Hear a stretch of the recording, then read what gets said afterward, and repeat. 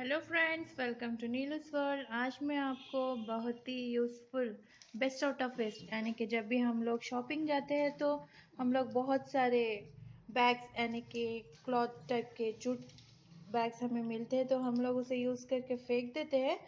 ये बैग्स जो है हमें उसे बहुत ही ब्यूटीफुल से फ्लावर्स बना सकते हैं। तो चलिए देखते हैं क्या है। आप साइज़ अपने छोटा बड़ा बना सकते हो। तो इसे टीपॉयस में तो शोकेस में डाइनिंग टेबल्स पे रख के सजा सकते हो। किसी को गिफ्ट की तरह भी आप बना करके ये फ्लास्क को दे सकते हो।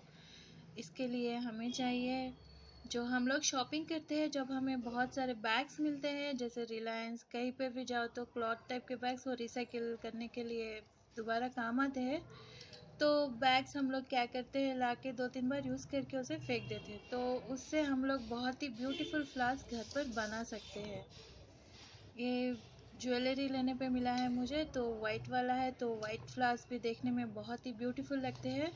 तो इससे हम लोग बहुत खूबसूरत सा गुलदस्ता बना के घर पे सजा सकते हैं।